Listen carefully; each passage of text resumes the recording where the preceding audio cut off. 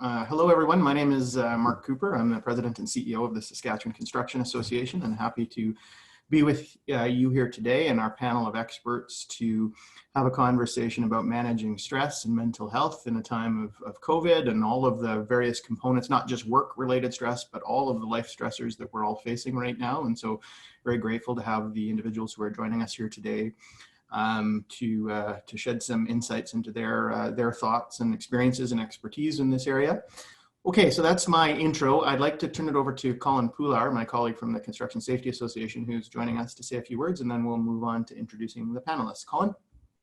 Great, thanks, Mark. And welcome to everybody who is on this call today. Really appreciate having this organized with experts in fields of mental health.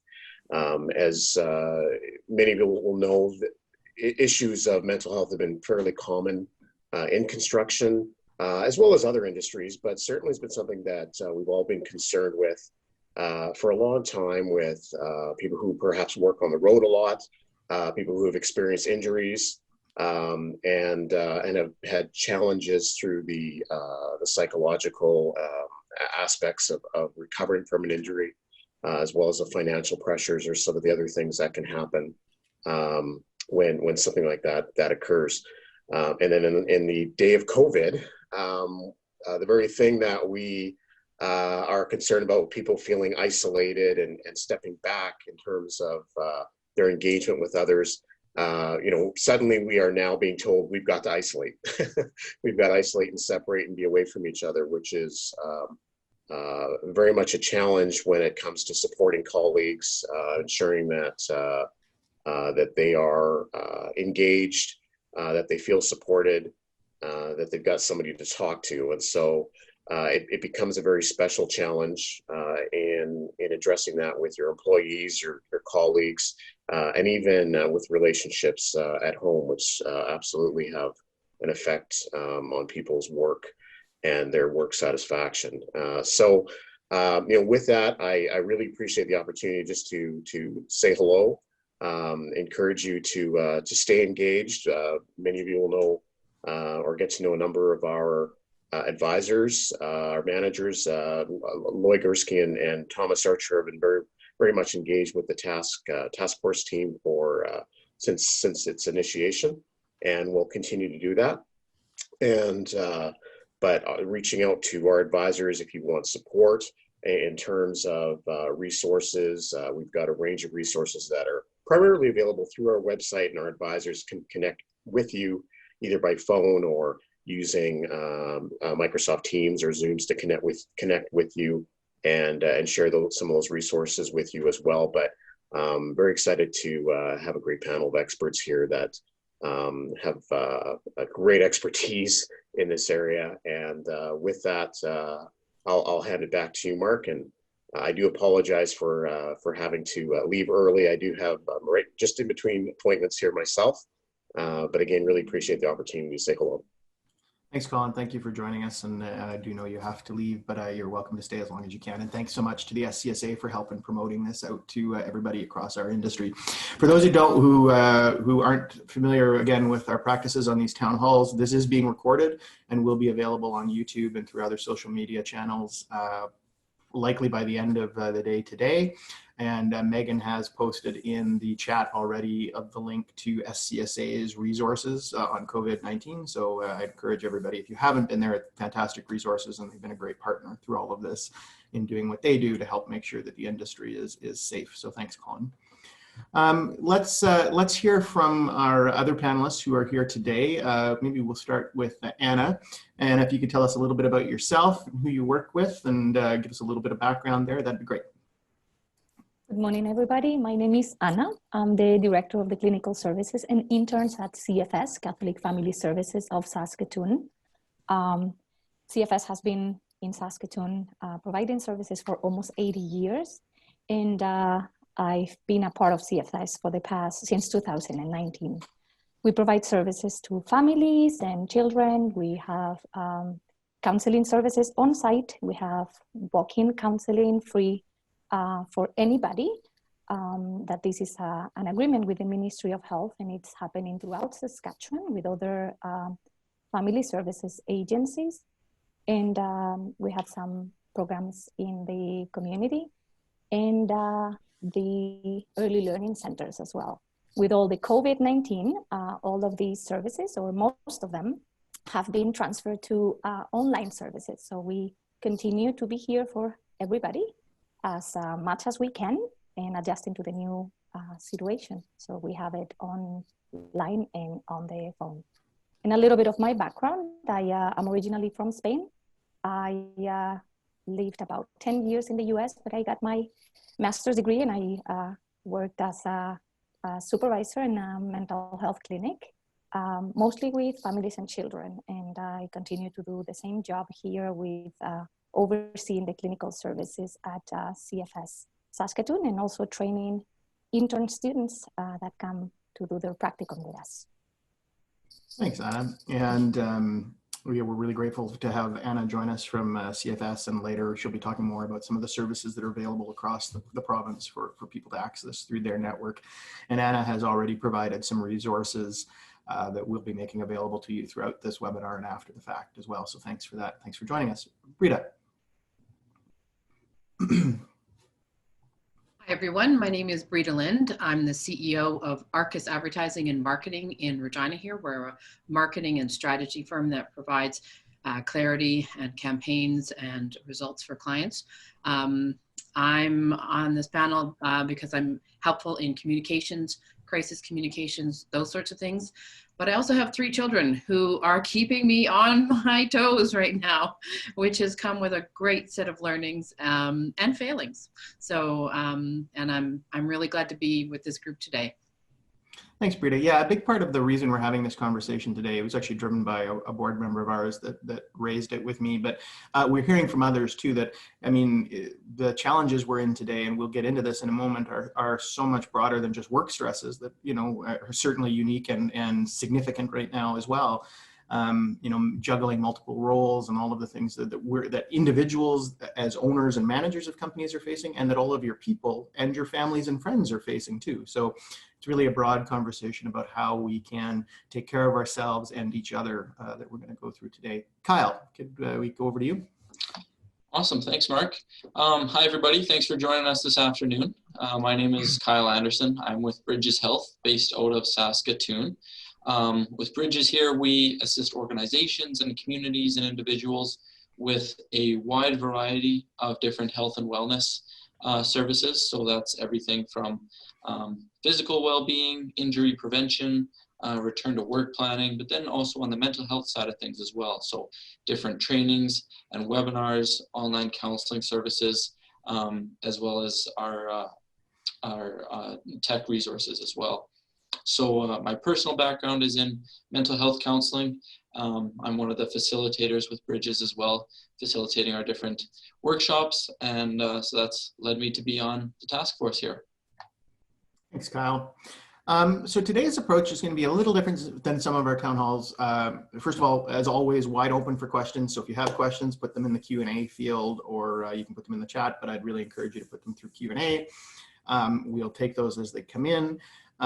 Usually we have a bunch of prepared questions for our panelists to get things rolling. This time we took it slightly differently. We're going by theme, and we're just going to have a discussion about the theme.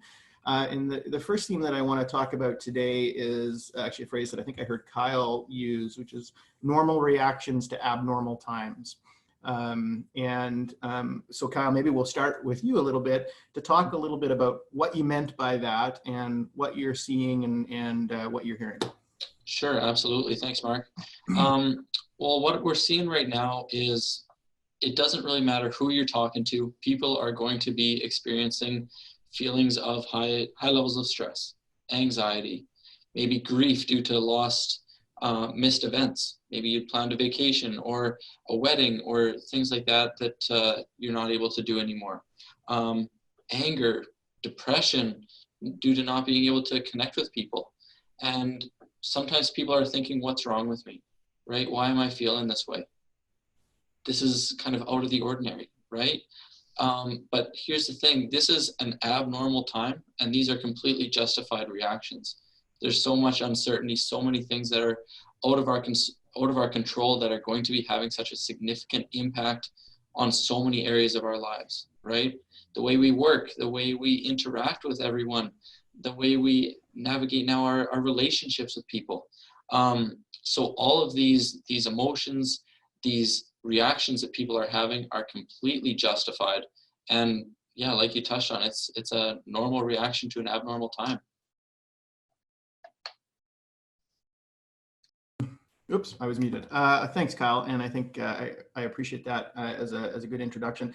So, and I'm going to ask you to build on that, but let's talk maybe specifically about one emotion in particular. So build on it, but can we talk specifically about grief and where that may be coming from and how that may be manifesting in people in terms of what they're feeling and yeah, how to navigate some of that.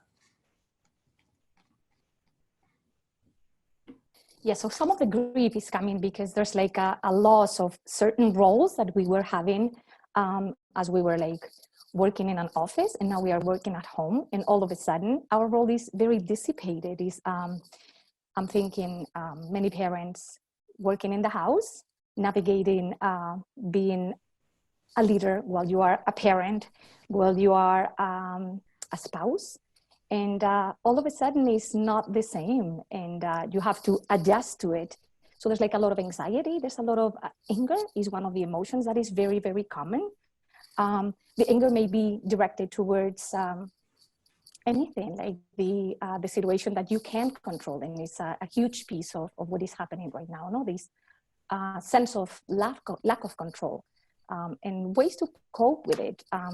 That are important to keep in mind. These just healthy coping ideas that are very normal that we do on a regular basis, but we need to be very diligent about right now. No? So it is to eat well, to have a specific routine, and be very rigid about that, or more than rigid, that it tends to be like a negative kind of word, to be very organized and mindful of the importance that a routine in a time like this, when the sense of loss is so real, will help to gain a sense of control. So eating well, sleeping, having a good sleeping routine, having a practice that can help you to ground yourself, can be meditation, can be like a 2-minute breathing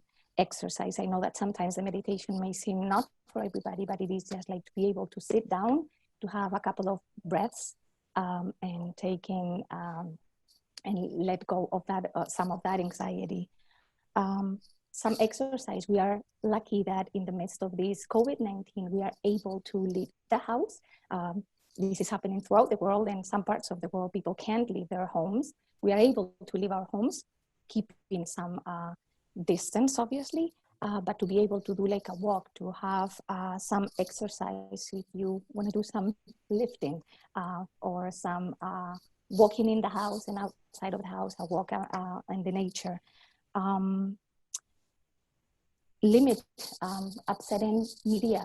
There's so much coverage of the COVID-19, and this is an issue that may be very overwhelming. It is great to be informed, and it is very important. And once again, that gives us a good sense of control. But losing ourselves in this amount of media that we are bombarded with may be very overwhelming. So limit that and control, once again, routine and structure. Control when are you going to look at the news. Maybe you read the news or you watch the news at a certain time of the day, and that's it. The next, you will be able to get to it at a different tomorrow or the next day. Cook, read a book. Some of those coping strategies are helpful to deal with these grieving times. Thanks, Anna. And I think that was great, because one of the things that we really hope to come out of this webinar is some practical tips and suggestions for folks. And so I think you went through a good list, which we will revisit throughout. In a moment, Brita, I'm going to come to you to move into theme 2, which is the challenge of juggling, because Anna touched on that a little bit already. And so I'm going to ask you to share some of your experiences with juggling. But before I do that, I want to come back to Kyle And just see, Kyle, if there's anything that you would like to add to or expand on the list that Anna provided, and maybe talk about a little more about the importance of finding your routine and your coping, and that it won't look the same from one person to the next, right? Absolutely. You know, I was having a conversation with a friend the other day, and he just kind of said, you know, how are you doing? And when somebody says that, what's the typical response? Yeah, good, you? Yeah, I'm fine. Yourself, right? And so I said that, and right away he was like, nope, you're not. Start over. No one is okay right now. And it was very blunt. It was a blunt message. And obviously we've kind of got that relationship where it's okay for him to say that. But it was kind of nice where he took that time to just say, look, let's have an honest conversation here. We're all going through this differently. How are you holding up? And we were able to navigate that because, yeah, at the end of the day, we are going to be experiencing a lot of these emotions. And it's so helpful that we can admit that to ourselves and admit that and have that conversation with others. Kind of touching on that idea of having some routine and doing what is going to be helpful for us in terms of self-care and stress management. Like you mentioned, it's going to look absolutely different for different people. We're going to have things that previously worked out really well for us. And it's really important that we kind of shift our mentality as opposed to holding on to what we normally could have done, but just finding ways of getting kind of creative and still having the ability to engage in those areas. It's just going to look a little different right now. So instead of being able to go to the gym every day, you know, it's going to be that home workout or doing some yoga, maybe getting out in the backyard, still get some fresh air, right? Instead of getting out and being able to connect with friends and family in person, still maintaining that connection over text or phone call or video chat. Sports were always a great release, and there's no live sports on anymore, right? But still, if we're able to kind of watch replays and there's all these YouTube videos and highlights and things like that, still gives us that same boost, at least to some extent. So I think it's really important that we just kind of find what are some things that work for us. We don't need to put pressure on ourselves and saying, okay, we need to do absolutely everything that everyone else is doing, but just finding some things that we can do ourselves. Yeah, I think that's fantastic, Kyle. I know for me in managing my stress and anxiety in this, and I always feel like I've got like a roller coaster of emotions from day to day, but two things that are really helpful for me. One is reminding myself of the what we said in the theme here, right? That everybody is experiencing these things in different ways, right? And so I'm not alone. And I think often mental health is stigmatized or can be stigmatized by the individuals who have it in the feeling that they're alone and that they're isolated. And I think dialogues like this help to remind all of us that we're not at all alone in this. And the other part for me is gratitude practice, right? So Anna talked about the things that we have that we're lucky to have. And I try and remind myself that every day, that although I do feel loss, there is so much in my life to be grateful for, and taking time every day to consciously, mindfully remind myself of what those things are certainly helps me to navigate on a day-to-day basis. So Brita, let's talk about the challenge of juggling and life roles. And I mean, you're a CEO and a parent. So talk a little bit about your experience and what advice you might have for others as they're navigating the challenge of juggling multiple roles. Sure thing. I'm going to do my best because I'm only the expert in my own home, and even there's quite a few doubters on that, I can tell you. So I'm the CEO of a company, but I also have 3 children, 16, 12, and 9. One of the children has high needs, so on the ADHD and with ODD, and there's also Tourette. So there's lots of things going on. So on a Monday, I was the CEO of a company, and the Tuesday, all my kids were home, and I was homeschooling and failing miserably. And my kids were on me because, you know, kids, they're on you. And my kids, and I said, look, I was a CEO yesterday. Today, I'm a teacher, and I don't know how to do this. And I just said that out loud. I said, I'm frustrated. I know I'm failing. I know I'm doing poorly. And my middle child said, oh, we're homeschooling you. I said, Yes, yes, you are. You go to school every day. I don't. That was a long time ago. I don't even know what happens there anymore. And so that admission of saying that I'm struggling and I need help, to me, the four strongest words right now are, I need your help. And I use that with my staff and I use it with my kids. So that's a big thing on the juggling point of view. Also, just to ease up on myself and be like, I can't be perfect. I know as leaders, we've got so many strengths, and also we have to kind of be in charge and hold it together. And sometimes I think that works against what's happening right now. And just to be compassionate and say those sorts of things. So I had said to my staff on the Monday, there's lots of things going on. Let's stay connected and we'll communicate. And let's be honest with what's going on with ourselves and ask for help. The first person to ask for help from the team was me.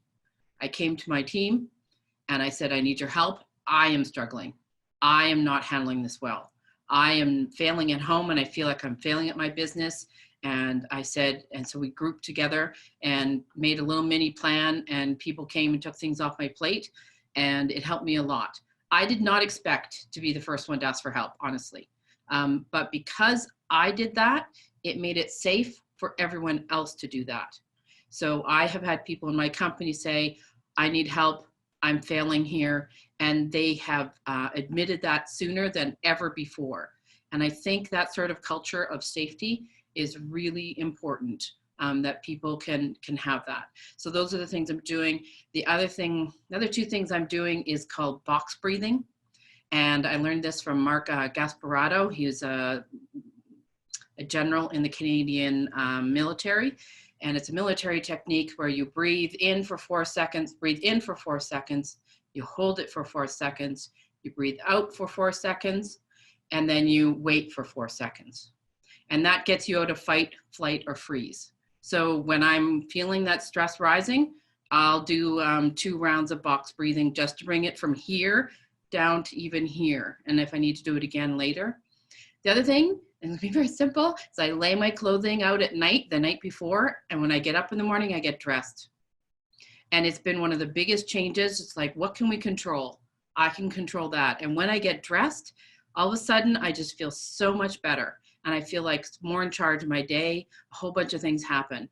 God knows I love house pants, but I don't feel like I'm handling things as well in house pants.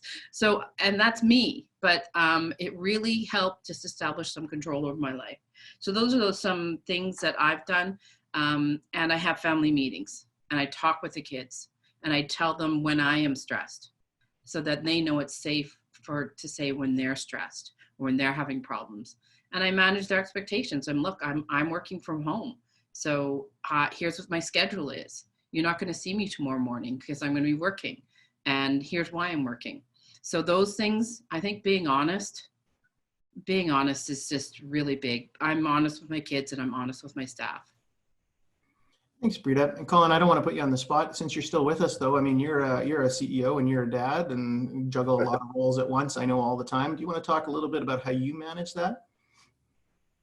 Well, I think like Brita, sometimes I think I'm okay, and then I realize I'm really not. But I guess one thing I could just share personally, our children. We've got 2 boys who are 21 and 17.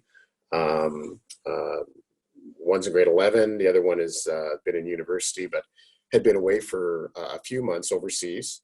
Had a little trouble. The intent was that he would be returning at the end of May, beginning of June from an internship. When the COVID crisis hit, it hit the country where he was at very hard. There was some military lockdown. It became very difficult for him to get out. At the same time, he didn't really want to leave. He went there to work on a project, and I, in our own family, we felt the stress for him to try to get out of the country and then be able to get back to Canada, be in isolation, and I'm excited to say he actually walked through the door last night. So he's now home, And so we've had these waves of emotion, while at the same time, I have this responsibility and I have a care and concern for the people that work with us, work with me. And I'm suddenly separated from them. And I know that they're going through uncertainty, and I feel and carry the weight of that.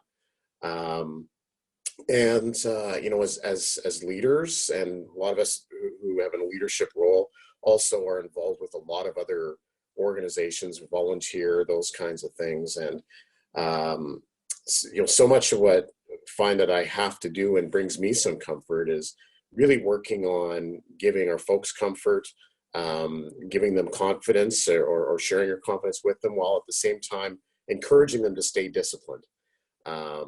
You know, like Kyle said earlier, some of the habits, the things that you thought were very positive, whether it be going to the gym, and you know, you may not be able to do exactly what you did, but to be able to maintain the discipline by substituting it with something that keeps you very active, and staying on that is very, very helpful. One of the things that we've had to do in our home, and I've really work with our staff and in volunteer roles, is really reminding people to focus on the future while, yes, we're dealing with the present, because one day this will pass, and if we don't position our minds into the future, suddenly the future will come, and we're not ready for that either. And so that is so while we're in this disorientating moment, it's to be able to get regrounded, taking the deep breath process, as Brita mentioned, getting our disciplines back, like Kyle mentioned, and then you know, giving the comfort, confidence, and focus on where are we going to come out of this in the future, and begin to align ourselves that way. And that's, you know, it sounds really nice in a package. It's not easy, but it's really necessary. And you know, and I think in our own home, it's allowed us to have deeper conversations. And I've while it's difficult for me to reach out and find out how are you doing, and I talk to my staff member, how are you doing, and oh yeah, everything's good, and I'm excited to wear my pajama pants while I wear my dress shirt and tie, but be able to get past that into a deeper conversation, which allows us to encourage and bring that focus forward. So you know, that's just some of the experiences that I've had over the last several weeks, and it's been helpful. And I also reach out for that kind of help from my colleagues and friends, and I tell them the same thing, that hey, help me get reorientated here, and say something encouraging to me, because I kind of need it right now. Mm-hmm. And that's it's a critical part of being able to maintain your leadership role. And I know most of the people who are who be watching this are likely in some leadership position in their team, their organization. And it doesn't really matter if it's just you and your partner that run the business, or it's you and 100 or 1,000 other people. Those things are critically important. It's a foundational part of being effective as a leader and having longevity as a leader. That's excellent points, Collin. Thank you. And I think those really lead in well to some themes we're going to talk about later, which will be good. So long as you're able to stay on the phone with us, I want to encourage you to jump in at any time too. I know you have to leave, but yeah, got about 2 minutes yet. But, okay, well that one. Okay, well thank you, Anna. Let's hear from you on the challenge of juggling. I mean, I know it's something that you have to do as well, multiple roles, and so share a little bit about what that's like, and any tips you may have for people that to add on to what we've heard from Brita and Collin. Yes. So, well, one of the biggest challenges is that when I left personally my office, I in my head was I did not think that it was going to be for this long. So what do I take from my office to start working at home? So that was kind of as the days went by, it was the acceptance of this is the situation that we have right now, and it'll be for some time. How do I do my job effectively while I'm a mom at home, managing 2 kids that are school-age kids, being like you, Brita, a teacher all of a sudden, And again, like managing the house and managing a team and supporting a team that is also going through what I'm going through and other unique things that they are going through. So it took, it's taken, it didn't take because it's not done, but it is like a huge learning curve. It's been very exciting that we jump into so many things, and we learn many things that we did not know 3 weeks ago. But I think that one of the biggest pieces was the vulnerability and admitting to going through something that everybody's going together with their, again, uniqueness, and sharing, opening that door to, as a leader, opening that door to that vulnerability, and to allow those meetings to be connected with people and allow people to express themselves and to, well, this is the role of leaders. I'll talk about the other ones, but while you are a leader and you have work and you have expectations of your employees, also with an acknowledgement that it is a very unique time and we cannot deliver the same way because emotionally we are not in the same place. So giving a bit of a balance in that work, connecting with them regularly and having these platforms like Zoom, Skype, or WhatsApp, and being able to connect with them regularly, I think it's been phenomenal, because jobs that you do very quick and you can just go to somebody's office or send a quick email, it doesn't happen that way right now, and you have to be communicating or over communicating so things run smoothly. So those are some of the things that have been very, very helpful. Again, like the routine in the house for myself and for the kids has been very important. I don't know, somebody joked, and it was like a joke about be dressed. And well, it is very important that you wake up in the morning at a certain time, that you get dressed with clothes and not in pajamas all day. And it really, psychologically, it is a huge difference in how you approach your day. Having a schedule for work and a schedule for the kids for school has been very helpful. Having a breaks during the day, and having a break with the kids to have lunch, to talk about things, to of course help them to process what is happening right now, and for them, going back to the grieving piece that we talked about before, well, they are not going back to school. That's a huge piece of a huge sense of loss, no, that they have right there. Well, to be able to process with them and help them to navigate these new times while accepting that this is what's happening right now. And the future, we are not able to control it completely, but there are certain things that we can control, and we will all together do that so we can cope better with the situation. And those are some tips as both roles or 3 roles that I'm handling right now. Thanks, Anna. Kyle, I'd like to ask a specific follow-up to you on this one. Something we talked about in our pre-call a while back was the juggling leads people to have stressors in all parts of their life, potentially, right? So you're on the construction job site, you're working all day, you've got stressors there, traditional and new stressors. You come home and you've got a whole new stress now with family at home. There may be income insecurity, other things like that you're facing, right? All kinds of challenges. And we don't necessarily have home or work as the safe space anymore that maybe it used to be. And if we do have that, anyway, what I'm saying is there's no space between stressors anymore. And I'd like you to talk a little bit about how people can manage that. And as part of that discussion, talk a little bit about how to be okay with the fact that you're not going to be awesome at everything, right? And just that's the new reality right now. And so can you talk a little bit about both of those things? Sure, absolutely. Well, I had jotted down 3 points as Anna and Brita and Collin were speaking that I think kind of tie in with this here. And those were the ideas of vulnerability, boundaries, and self-compassion. That vulnerability piece, I think, is so important as we are navigating those relationships both at work and at home. Sometimes we have expectations that we put on ourselves or have others put on ourselves that we should be perfect, but being able to have that vulnerability admit that we're not, ask for help when we need it is incredibly important. That boundary setting piece comes in as, again, we are navigating those different roles, right? And it can be really difficult sometimes to maintain those because there is a lot of overlap, but it is really important that we do kind of take personal stock in what our boundaries are and do the best we can at maintaining those. And within the boundary setting, a couple different boundaries come up. So there's mental and emotional boundaries, there's time boundaries, and then there's physical boundaries, right?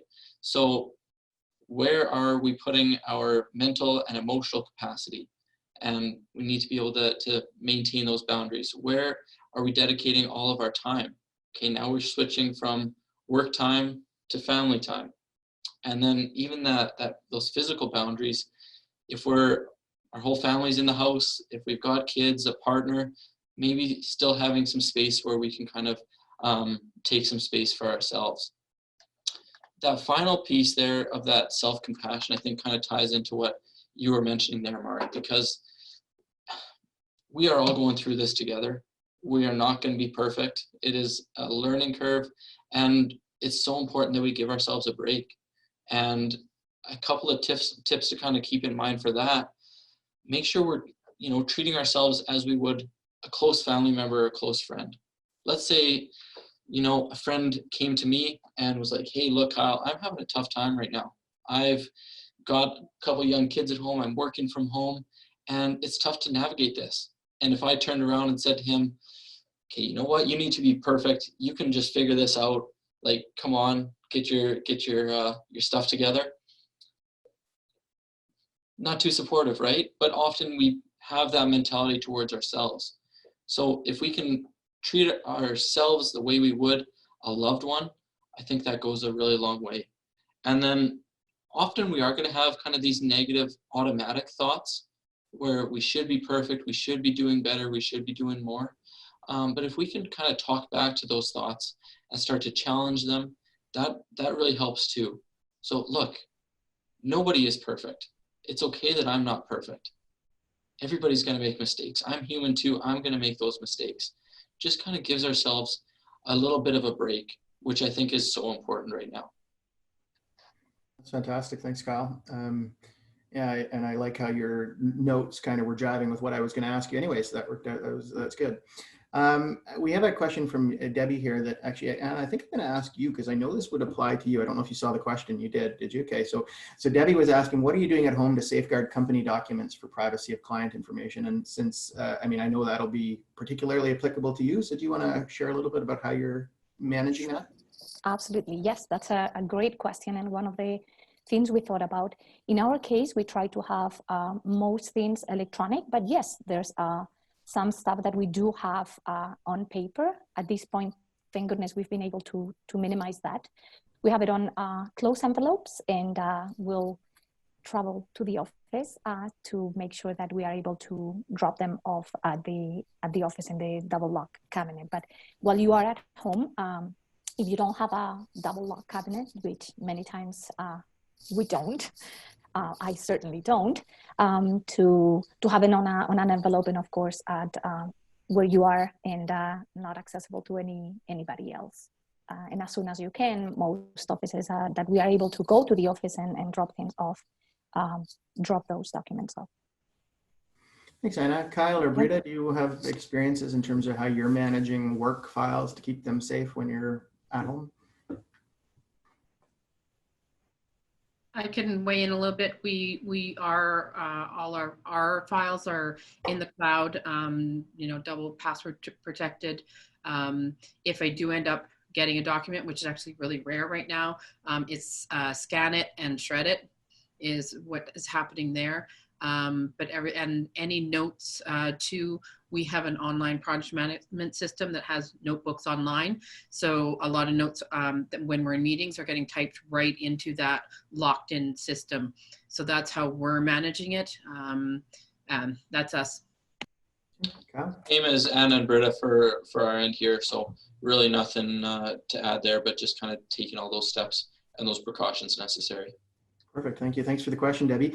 I want to switch themes now to talk a little bit about the realities of work. So one of the things we talked about in our pre-call a couple of days ago was the importance, of course, of being compassionate and understanding for staff, but balancing that with the fact that we still have to get things done, right?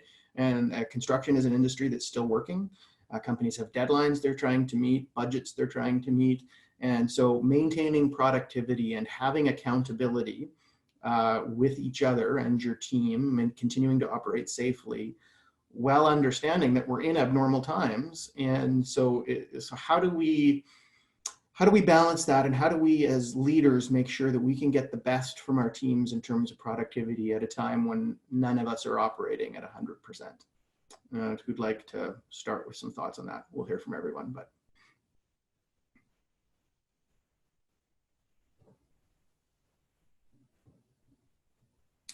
Anna, sure, go ahead. Yeah, I'm just gonna jump in and talk on my area and what we've been able to do and how, as a leader, what is the expectation that, again, we are evolving as this is happening.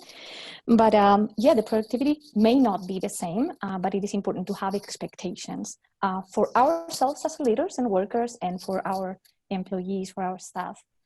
So one thing that I think it's been very helpful is to understand what are the needs that people have in order to be able to deliver their roles remotely, whatever it looks like for each of us. So sometimes you do have a young kid at home and you are not able to provide the same services that somebody else that is able to provide services. In our case, for example, remote counseling. How are you able to provide remote counseling if you have a little one at home, or if you don't have little ones at home, but you are caring for somebody? Well, your schedule is not going to be the same as if you go to the office.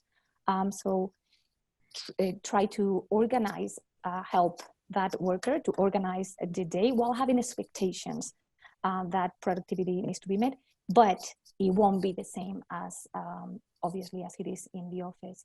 And again, like giving the resources necessary to deliver the work that you would normally do in an office. In our case, it is to have secure computers and secure platforms to provide counseling, and obviously to be in a safe area as well, to be able to have confidentiality of documentations online, and yeah, like organize the day with a good schedule, work with your employees to have a good schedule to follow up with them, and goals to achieve what you can achieve during the day, and being flexible with the employees, having a good follow up with them, and just being able to provide what they need. So Anna, I want to follow up on that with you a little bit. Yep. How would you manage and coach when performance isn't where it needs to be? So, well, at this point, sorry. Yeah. No, that's it. Go ahead. Yeah, at this point, I think it is like a parenthesis, and we are like taking weeks at a time, and we have expectations that will not be exactly the same as they will be in the office again. So we kind of try to, maybe we are in a good position to be able to allow this to happen, to be this flexible with each employee and their circumstances. So we do adjust our services as well. So not just to provide online, but maybe to provide your schedule. Maybe it is in the evening hours. Now you cannot provide in the evening hours because you have the house full of people. So you will not be able to provide, again, counseling at home. So flip the schedule to have mornings or to have different days. So flexibility in the schedule, and flexibility in how you deliver the services. So not everybody has the same productivity, and we handle it at this point. We accept that this is what it is, and we are okay with that as long as we are able to provide services for people. That is the major goal in our case. Right. So Kyle, thinking about the principles that Anna's outlined, but extending them to construction where people are on job sites working, right? Can you talk a little bit about how managers can get performance that they need and productivity that they need while recognizing the extraordinary nature of the times we're in? Yeah, I think so, and I definitely agree with what Anna was mentioning there. A couple other points to maybe bring up is just the importance of having those open conversations and that open dialogue with our teams. It can be a quick check-in at the beginning of the day or every couple of days, how people are doing, both work-related and unwork-related. Just maintaining that conversation. Hopefully, we'll be able to then address smaller issues kind of in the moment, as opposed to having them compound over time and then it becomes a very large scale issue. I've also seen that, work can be a really welcome distraction and a break. Because like you had kind of brought up before, this COVID stuff is going to be smacking us in the face almost constantly. As soon as we turn on the TV, doesn't matter which channel you turn to, it seems like it's going to be an update on that. Flip on social media, you're scrolling through, seems like everything is related to this. You think about going and calling up a friend, well, now you can't see them in person because of all the restrictions in place. So if we almost have that other outlet with work that we can focus on, I find that really beneficial to our mental health. Thanks, Kyle. Yeah, I appreciate that. Brita, yeah, and then I've got a thought of you. Go ahead, Brita. Okay, just to add to that, some really great points. Thanks, Anna. Thanks, Kyle. What we are doing in our company is we have a culture, and right from my hiring, I say we hire adults. And what I mean by that is that adults ask for help, and adults say when they're not able to do something, even if they think they thought they could do something, it's okay to admit that you later on couldn't. So that's one of the things we do. I'm setting a lot of mini goals. So here's what we're trying to achieve this week, because that's something within all our control, mostly. And so there's many celebrations that can happen because of that. So we also do, I pull in all my staff and we do mini strategic sessions, which is like, hey, what's going on? How can we fix this? And so they're part of the solution, and then they feel a lot more control over what's going on. So that's another thing we do. We have our meetings, we have a short part of it, which is celebrations and challenges. So we can celebrate. So in this team today, I'd be like, hey, I'm celebrating working with Kyle and Mark and Anna. And here's what we did today. And here's on our own team, what happens on our meetings. Someone will bring up the challenge that they're happening and the group will stop and brainstorm a process or a solution for them right there. So they get that support and it's done. So they don't have to sit for another day with a problem that they don't know how to solve. So that's probably the biggest things that we're doing as far as accountability. And the last thing is communication. I said we have to be clear. We have to communicate. We have to communicate now better than we ever could before, because you could always overhear conversations in the office and you know what's going on. And now people don't have that. So you have to communicate what's going on. So when someone's handed a task, we have a loop where we say, this is my expectation as when it's going to be done for. Will you be able to do that? And we kind of talk about it and they say, actually, I've got this going on. I think I could do it by this day. And so we'll say, okay. And it's not a negotiation. It's a management of expectations. So they don't feel like they're failing. And I don't think that they're not doing their job. And we have a trigger in there where people are allowed to say and speak up and say, you know what, I thought it was Wednesday. It's going to be end of day Wednesday. My kid's sick. And just to have a little bit of room in there, but there's still a plan, but it's safe for them to speak up. And that's what we're doing practically in our company. Thanks, Brita. And I think building off that a little bit, I would say that one of the things that I think can work is slightly more involvement from management than would be normal, which is building off of what you're saying, right? More of a day-to-day engagement to talk about tasks, and where you would normally just tell somebody to go and do the job and they would go know what they're doing and they would go and do it. Because we're all feeling a little overwhelmed, that further engagement and the idea of setting those short-term goals so that you can check those off, because that feels great in a time when there's so much uncertainty. Looking at your list and saying, wow, I did these 5 things, that's fantastic, can make everybody feel better. Plus it keeps that productivity rolling, right? And so counterintuitively, I think people might need more engagement from management now than they would normally. And I think it's I don't think that that is necessarily a bad thing, just because that's I think what we all need is a little more certainty around the few areas in our life where we can have certainty. I'm just going to add something there to you, Mark, to what you're saying exactly, that it is also a good way to, because things can be very disorganized, very messy, because we don't go to the office, or we do not go to the regular schedule that we would normally do, whatever is the field. Having those goals helps us organize the day, have a sense of accomplishment that is so important to have. And then definitely there's like an accountability piece there to look at. Perfect, thank you. So I want to move to in a second to the theme of supporting others and sort of what to watch for, and the things that we can all do in our different roles to support others. But before we do that, anything that anybody wants to add on the theme of the realities of work, so maintaining productivity in uncertain times. Okay. So let's talk about supporting others, and we start with the idea of what managers and leaders can do to support their employees.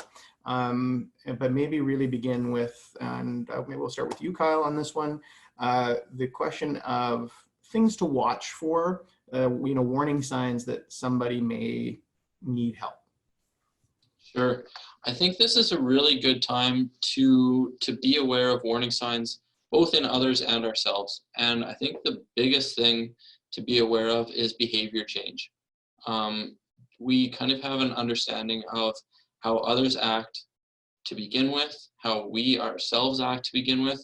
And if we're starting to notice some different changes in behavior over time, it's really important to step in and either connect with that person or check in with ourselves right away. I know, speaking for myself, over the last couple of weeks, I thought I had been doing pretty good. I thought I had been overall kind of handling this well. But then I was kind of starting to notice a couple of signs. Look, I'm not sleeping very well. My nutrition has really been impacted by this. I'm normally a pretty healthy eater, but kind of fallen that sweet tooth a little bit more. Been a little bit more irritable lately. So when a smaller issue comes up, responding to it a bit stronger. And I kind of started to notice those in myself. So really started thinking, okay, you know what? You're probably not doing as well as you thought you were initially. It's probably time to kind of take stock and make some adjustments. And I think that applies to everyone else as well. So if we are starting to notice some of those changes in others, maybe excessive worrying or fear, feeling, more irritable, confused, more tired lately, a real significant drop off in productivity, the way they interact with others, all of those different factors, really just to kind of be aware of, notice in other people when they're starting to come up, and then hopefully be able to engage in a conversation.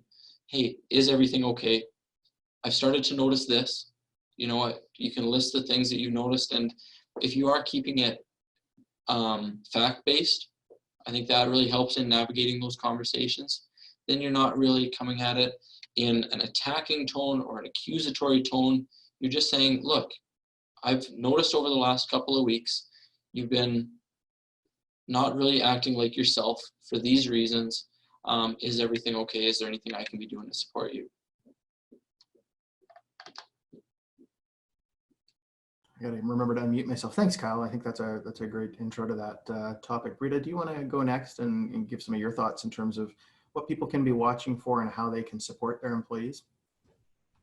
I think it's about listening and checking in. I do check in with my staff a lot and listen. I have in the past, I've learned the hard way, but this happened to me probably a year ago during a team meeting. One of our staff admitted that they almost committed suicide 2 days prior to that meeting, which as a CEO sitting in a meeting landed huge. And I realized that I was not prepared for any of that. So I actually then immediately got help, and I talked actually to people who are in the crisis management area. I'd actually talked to people at Street Culture who have training in this. So now I know to look for the signs on that front. And so one of the first things I ask when people are in that zone is I say, I do have a plan. and I'm not a psychiatrist or anything but they said that's the first question. Do you actually know how you're going to do it? And then you know the level of seriousness. So that's one piece I've learned there. So I'm keeping a close eye on people's behaviors and everything, or if I have had friends who work in this industry who I've had to actually ask that question of in the past 2 weeks. And so that's something that's on the end that we don't like to ever think about. We hope it never happens. But as a CEO now, I realize that I would rather be prepared than not prepared. But I would say regular check-ins and listen. And what I do is I listen. I give empathy. I don't go right to strategy. Going right to strategy, it's sometimes, there are whole people. And it's easy to start telling someone what to do. So what I do is I just listen and I give empathy. I say, that sounds really hard what you're going through. And I listen, or even I'll say, wow, I feel really sad hearing that. That's how, I'll talk about how I'm feeling. And at some point I'll say, do you want any strategies? Would that help you? And then the person, sometimes they say no, and sometimes they say yes. But that's and then we move in, after they feel like they've really been heard, then we move into what sort of actions I can take, they can take to help with the situation. That's what I'm doing. But it used to be we might check in with someone once a month. From an HR point of view, it's more like weekly, depending on the number of staff. But I am checking in more with my staff. And so that's what we're doing.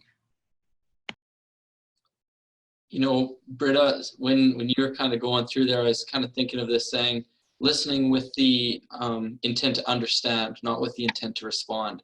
And it sounds like you're doing such a great job of that, of just being there, providing that space for the individuals, listening non-judgmentally, just trying to understand what they're going through, as opposed to immediately jumping to that problem solving, right?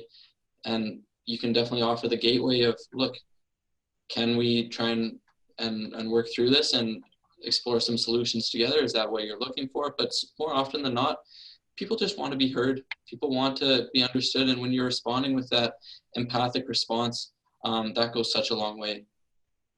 Thanks, Kyle. The other thing that I learned in this situation was I used to think that giving empathy was saying, oh, I remember when something like that happened to me, and then going X, Y, and Z. And that's actually not empathy. That's sympathy, and it's different. And it actually doesn't have the same reaction for the human that is talking with you than if you're actually hearing them. So I have to resist that urge to say, oh, when that happened to me, etc., because it actually disconnects at that point. Where if you stay listening to them and you say, I'm understanding, or ask some questions or things like that, or say that's really hard, or here's how I feel hearing that, those are connecting. But telling stories from your own past does not work on that front. That's excellent. Anna, I'd like you maybe to build off of that, if you could, to give some suggestions for engaging with empathy and also on things to be watching for in others in times like this. Yep. I just wanted to add a little bit on there, and the importance of normalizing certain feelings and as leaders or managers to open with our own vulnerability and admitting to the roller coaster of emotions that we all go through. And one of the things that I recommend, and I usually do it and more diligently now, and I think it is very important, is to ask for self-care practices. And self-care practices can be anything from planning a phone call, a video call with a family member or a friend, or at the end of the day, like I said, going for a walk in the nature, having a few minutes for yourself, reading that book that you like, cooking something that you like to cook, or just spend some time with the family, or taking some time for yourself. So asking for self-care practices and being very intentional about them, not just as one more thing that we do throughout the day, but in this time, I think it is very important that we we have as part of our goals for our employees these self-care practices. Thanks, Anna. We have a question here from Kim, who has asked, how do you support a large crew of 100+ people without feeling burnt out? Not easily, I know, is the answer to that. Kyle, I'm going to ask you to give some tips and suggestions for leaders with large responsibilities who have to look out for their teams, but need to look out for themselves first too, right? Oh, absolutely. You can use whatever analogy you want. You can't fill from an empty cup. You put your own oxygen mask on before assisting others. At the end of the day, we do need to make sure that we are taking care of ourselves first and foremost before assisting others. For leaders that are in charge of looking after such a large group, that's such a difficult one, because with a group of that size, I don't know if you can truly support everyone and do it fully justice the way that we're kind of talking about here. I think a big tip for that would be trying to delegate and create that foster that sense of kind of community and have individuals checking in with each other, because if you kind of try and take all of that on yourself within a matter of minutes, I think you'd be feeling overwhelmed and burnt out. I think at the end of the day, that's just impossible to try and take that on for absolutely everybody. So if you can encourage the kind of a communal effort and foster that culture of supportiveness, I think that might be the way to go. But interested in kind of hearing some more from Brita and Anna on that too, if they have some other suggestions on, you know, supporting such a large group. Sure, we'll come to Anna first, and then Brita, who I know wants to weigh in as well. What I would say too, on building on that, Kyle, part of the question I would ask for the group is, if part of the solution is building an organizational culture that's supportive, right, so that it doesn't all fall on the leader, how do you do that on the fly in the middle of a challenging time? So Anna, let's come to you, and then we can go around and hear from everyone. I just wanted to point out that there's like one of the resources that have been posted on the web that building, it's called Toxic Stress, and I think there's like a very nice infographic with like a truck full of stuff, you know, like, and that can be like a very similar of how a leader may feel, you know, like with so much piling on this leader, and how important it is to, thank you, yes. So the second page, I think, and it is like how important it is not to unload a little bit of that and admitting to, we need help. You cannot be able to support everybody, and probably people will be missed, and how important it is that this is a part of the community. So yeah, absolutely a culture, and seeking out help ourselves as leaders. And when I talk about seeking help, like sometimes mental health services are there to help us, and maybe we have not considered it before, and this is the time that we would need to get some help, and going outside of our regular day to seek that help, and organize the whole team or the whole group to be able to have support for everybody. So divided into small groups so people can be connected and decrease that sense of isolation and increase that resilience as a group. Thanks, Anna.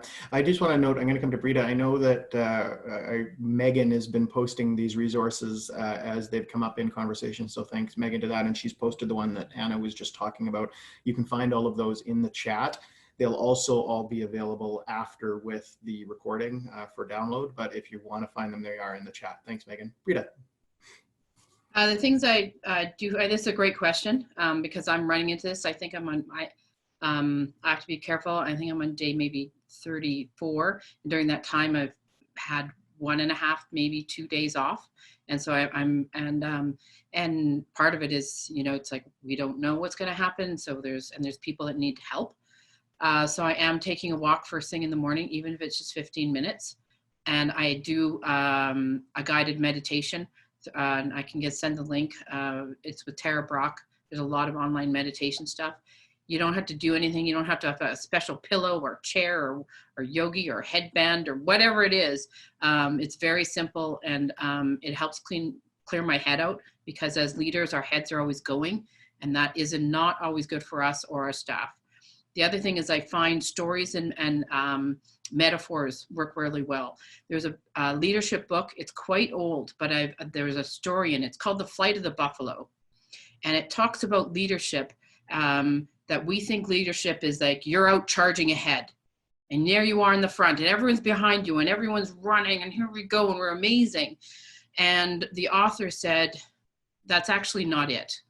That works for a time, but it's not sustainable. And what is sustainable, and what he talks about, is a flock of geese, which is really appropriate right now, because they're in, and you can watch them do this.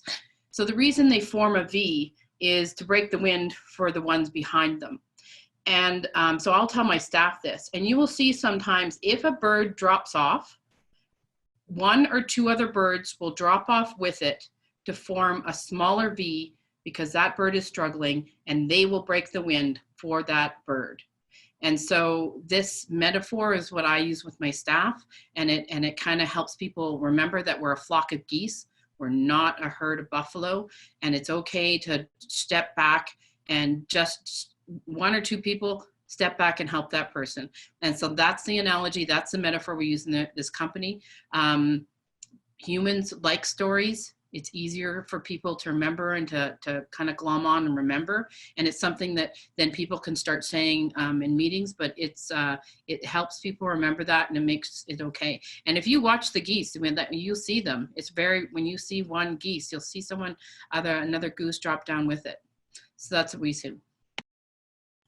That's fantastic, Brita. Thanks for the analogy. And I mean, the next topic I wanted to move into is self-care, which I think is really what this is part of what this question is hitting on. So I think we'll move into that in a moment.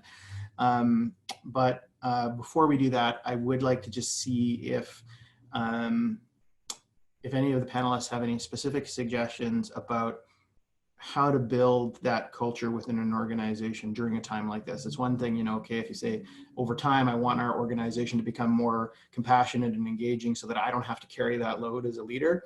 But when you're saying, I'd like to figure out how to do that by Friday, right? I mean, and I know we can't create cultures overnight, but I do think in a time like this where everything is so compressed, that you can actually do some pretty big things relatively quickly, because everybody is looking for help and looking for support and looking for engagement. So does anybody have any practical tips on what somebody could do on Monday to begin to create some shift in their organizational culture so that they don't have to carry all that load?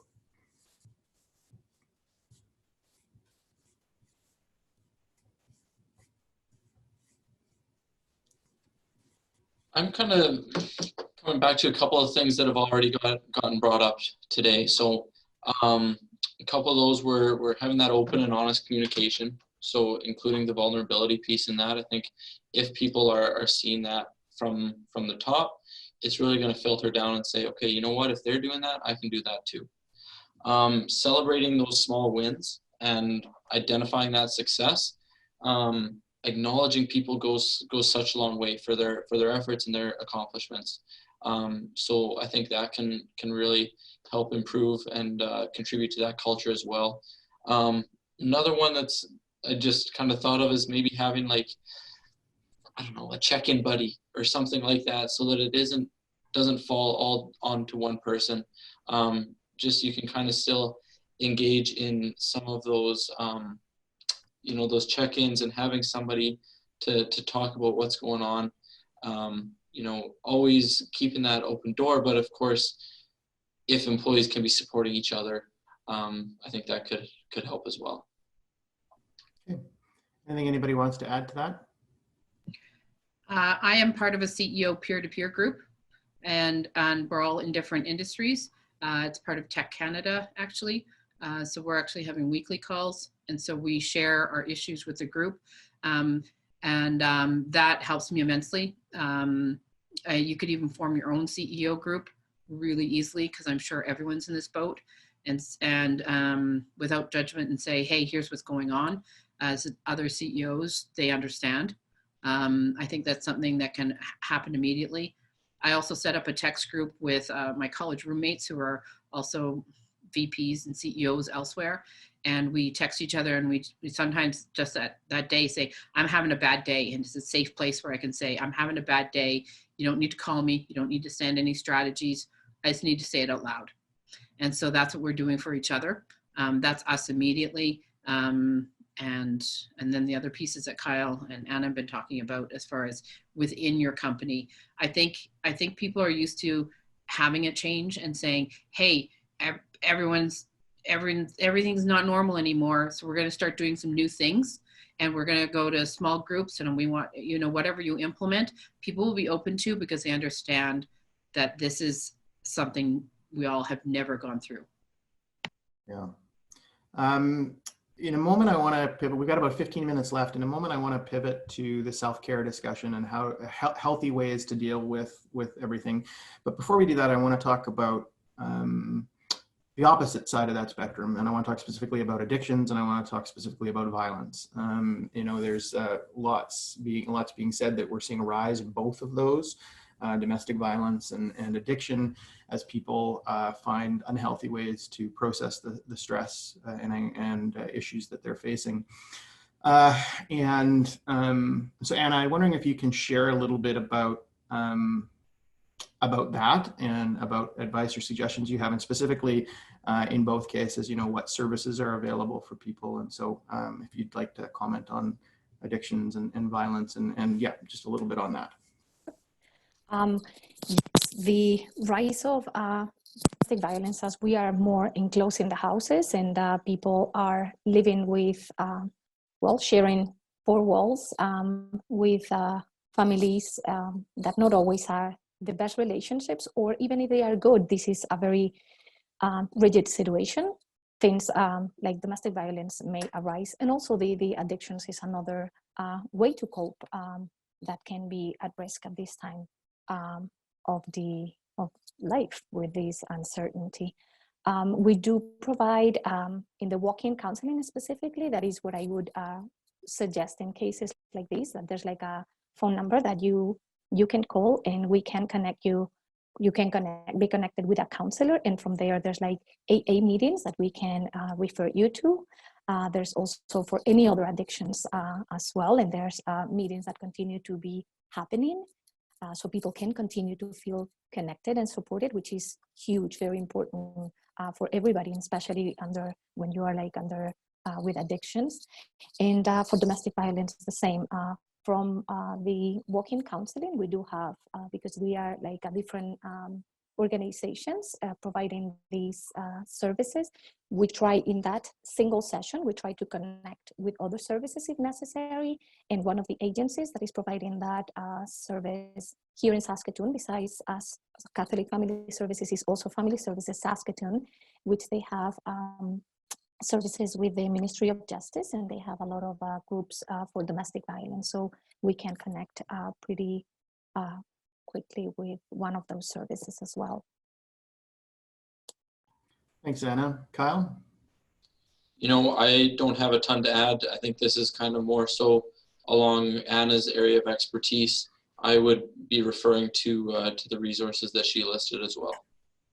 Right, and I posted a link to the Government of Saskatchewan's mental health resources page that they have specifically for COVID-19, and so I think that's something that you certainly can be shared, and there is help that's available, and you're not alone in dealing with this at this time either, right? So, we can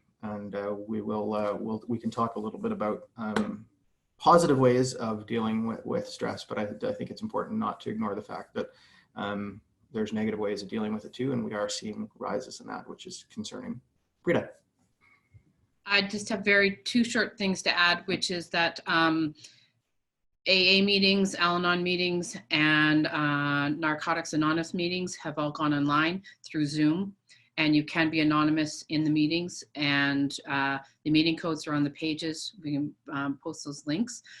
So it's something you can send out to your staff, that if they're struggling, that there is that kind of help, and people online who have There's people there who have just become sober, and there's people there with decades of sobriety who are non-judgmental and there to help.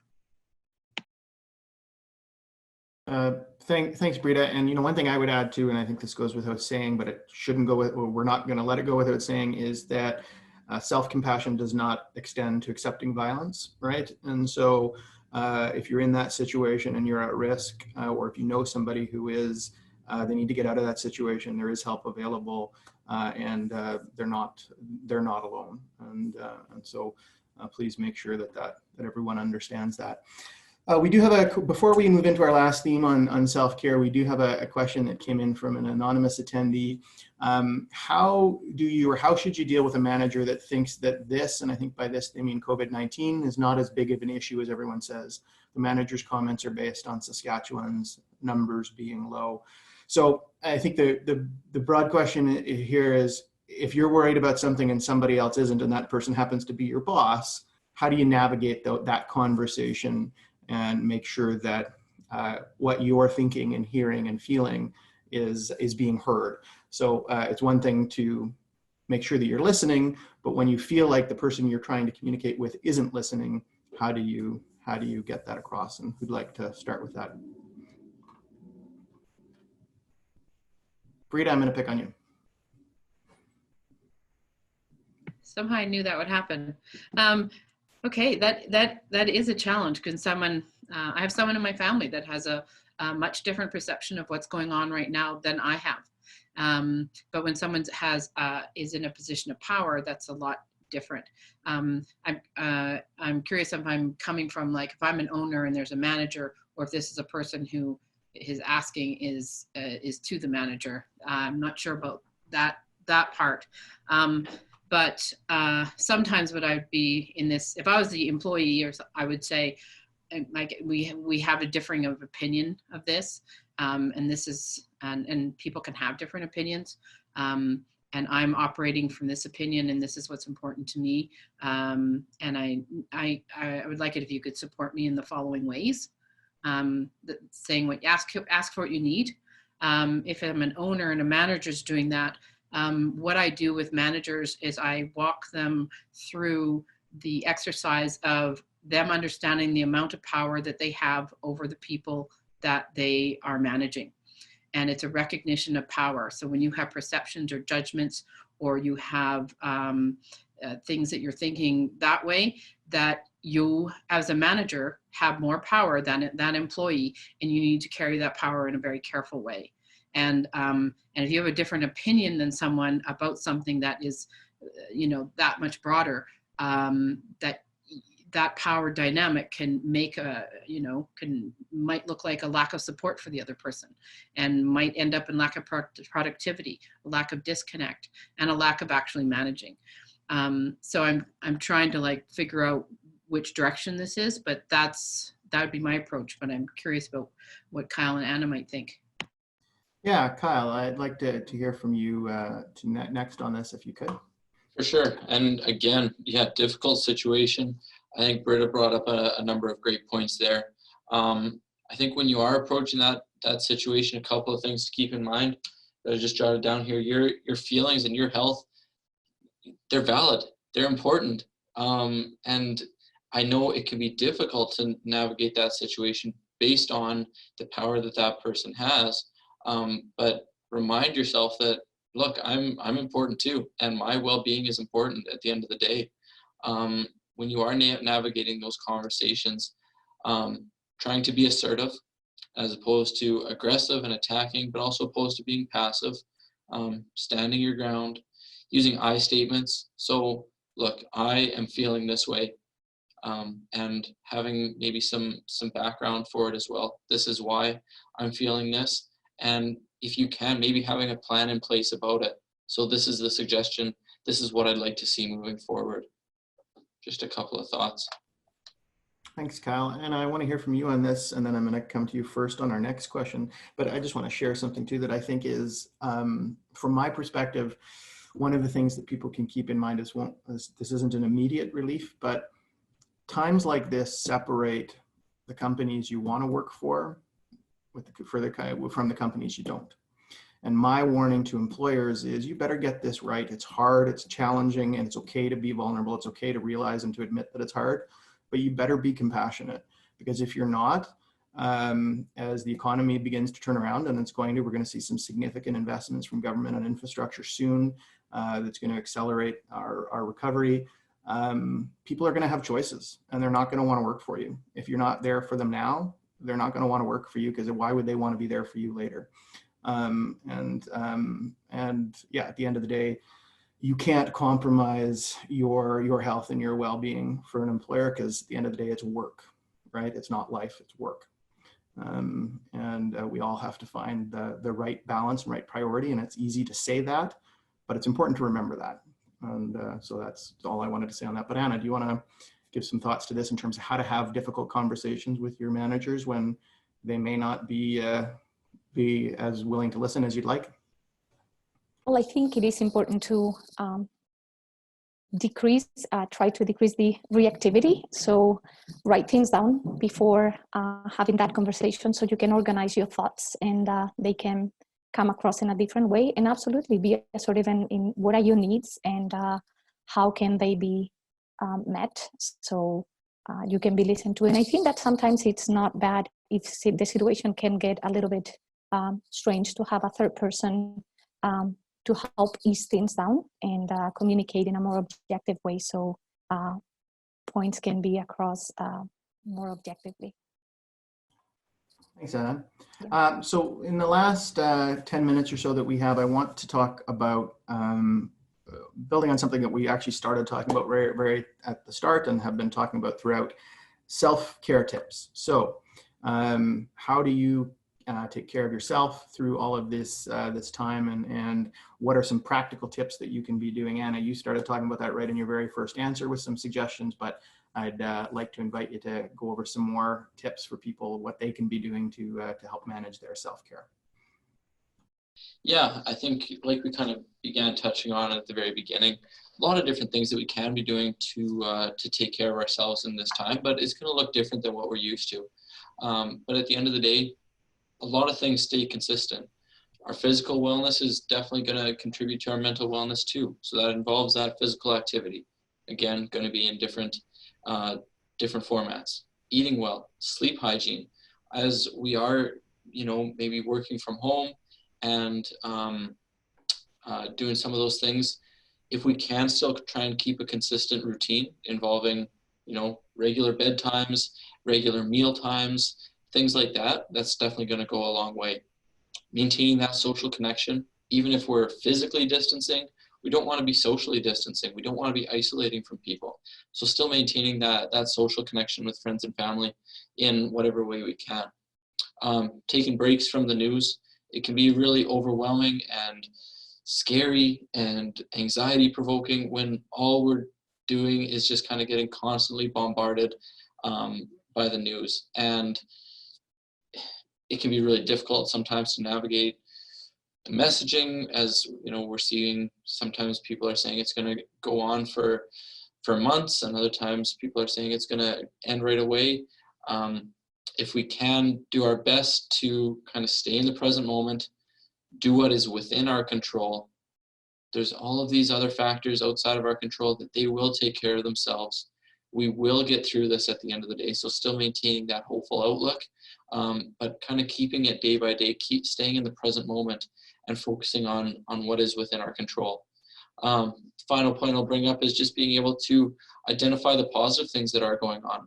As we are going through all of this together, we're seeing so many great instances of people working together and organizations coming together and all of these positive things. So if we are able to kind of draw attention to those, remind ourselves, look, there's still these great things going on. That's a nice boost as well. Yeah, that's great, Cal. And I think one of the things Anna probably would have brought up is the random acts of kindness idea, right? And I think a big part of all of this, it comes back to this. First of all, it can feel isolating. We can feel alone, and it can become very inward focused, right? And when we can remember that we are connected, we are interconnected, even when we're apart, it I think it transforms our mindset and our ability to cope, and it strengthens our resilience. And so a big part of that is looking around yourself and seeing, what can I do today in a little way to make the world a little better, right? And what that may look different, it will look different for every single person and every single day, but the ability to look for that in our day and find a way to do that, I think can be really transformative in helping us recognize that we are not alone. Brita, do you want to add some, you have been adding tips throughout, but anything you'd like to add to that? Yeah, there's a few other things that I'm doing is I'm watching a lot more comedies. So laughter is catharsis, which means like get it out. And I was watching Money Heist, but it was so stressful that I had to stop, and I just had to acknowledge that that was stressful. So I switched to Schitt's Creek, lighter stuff, so that it's truly an escape. I'm doing those sorts of things.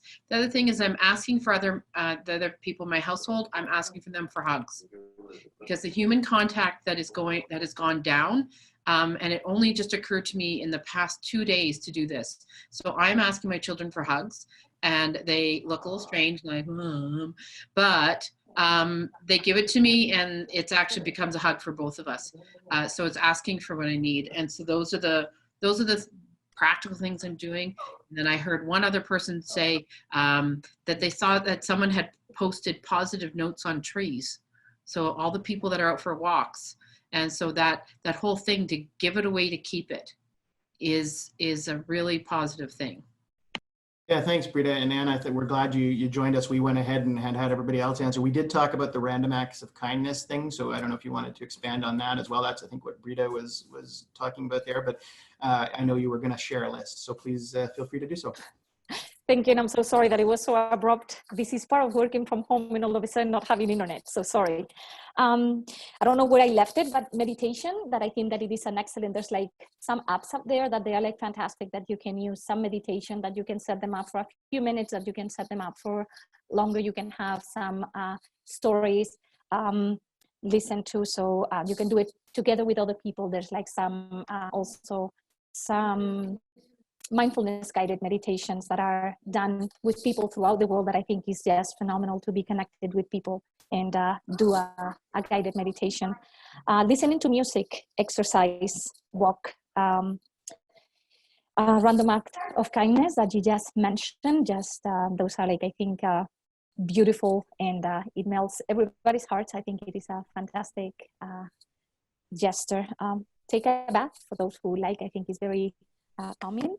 Dance, cook, read a book, and I just wanted to add a little bit of the sleep hygiene, and because the sleeping is very difficult right now to keep like a good sleeping routine, to try to have like just like a few tips to go to bed at the same time and wake up at the same time as much as possible. And there's like a temptation not to do that, because we may not have a rigid schedule that we have to be in the office at a certain time, and once again we can get up and not be completely dressed. Sorry if I'm going too fast. So get up if you can sleep. Just like make sure that you get up from the bed and do like a calming or boring activity for a little bit, and then just go to bed when you are tired. Try to not associate bed with anything else but sleeping. Avoid caffeine and alcohol or nicotine before bedtime. Have sleeping ritual, whatever it is, with a calming activity. So it is not, once again, like something like doing like some cardio exercise before going to bed is not recommended. You can do it, but at a different time of the day. Reduce the screen time, and as much as possible, I think it's great to not have the phone or any screens in the room, and to not use any screens at night. I know it is a temptation to wake up and have it next to you. If you don't have it, then you won't have that temptation. So, and then just avoid looking at the clock, and if possible, I know it is a temptation, and I'm coming from a country that naps are big, but don't take naps, because it will affect in your sleeping habits, especially when you are at home more than usual. Yeah, those are fantastic, and I really appreciate that. So thank you. We are at the end of our time. There was a lot of resources that Anna had provided that Megan has put through the chat, but will also be available after. Anything that any of our other panelists want to provide, we will also make available to you. Thank you so much to all of our participants. Thank you to our panelists for making time today. I really appreciate it. I'm so grateful for your investment of time and energy today.